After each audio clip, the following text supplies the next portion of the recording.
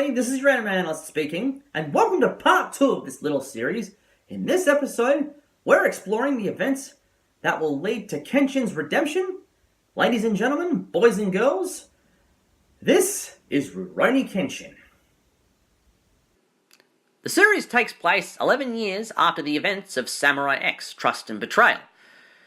Taking place in Tokyo, we meet the star of the show, Kenshin, wandering through the streets, where he meets Kaoru Kamiya, who's looking for Batosai the Manslayer. Thinking that it's him, he gets confronted, clonked over the head. However, she makes a mistake, apologizes, and moves on. However, later on, the former assassin helps her out and eventually stays in her home. Along the way, they meet Yahiko, a pickpocket, descendant of a famous samurai,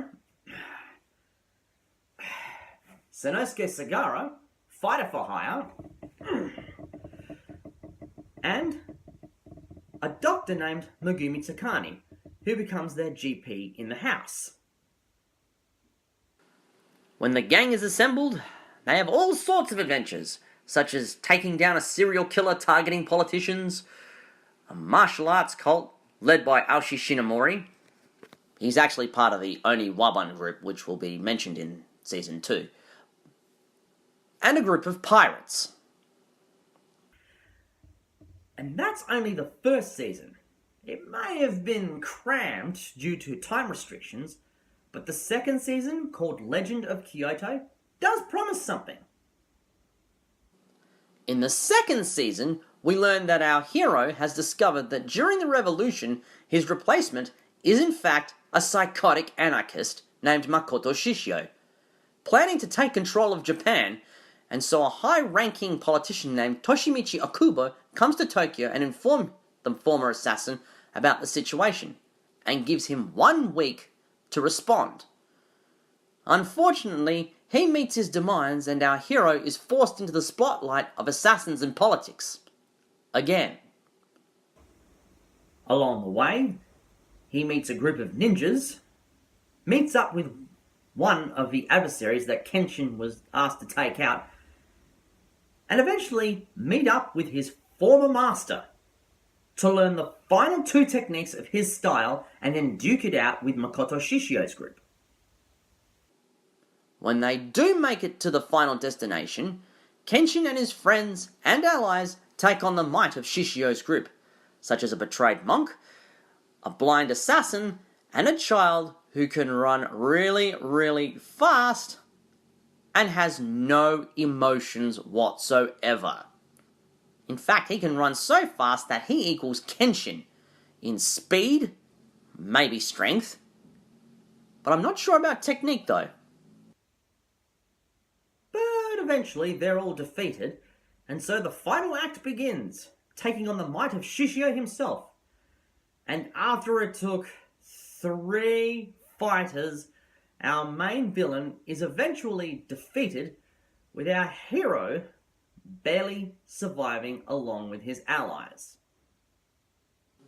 Kenshin and the gang eventually return to Tokyo, with the knowledge that the past is now the past, thus ending Season 2.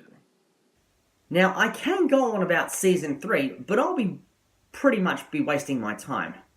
We're only dealing with ninjas and Germanic knights, looking for the formula of immortality.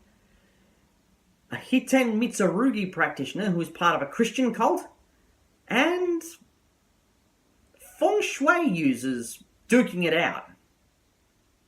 The end. Oh, even though they didn't cover the Jinchu saga, 2 out of 3 isn't bad. And let's face it, Season 2 was the crowning achievement. But I can't say much about Season 3, which I thought was pointless. Even though the standards dropped for Season 3, and the last part of the Samurai X trilogy, it still holds out, and it unexpectedly still has kept its standard to this day. Which is very, very rare. Hell, you can check this series out on Netflix now. And I'm still entertained. This has been your anime speaking. And thanks for listening on to this series of Samurai X / Rurouni Kenshin. We are not done! I got a bunch of bugs to pick with you. And as for that bug, let me tell you what bug crawled up. It was you! And like a bug, I'm going to exterminate you! Yeah, whatever. I've heard it all before. And believe me, you're definitely not the first, and you certainly ain't the last. Ah! Ah!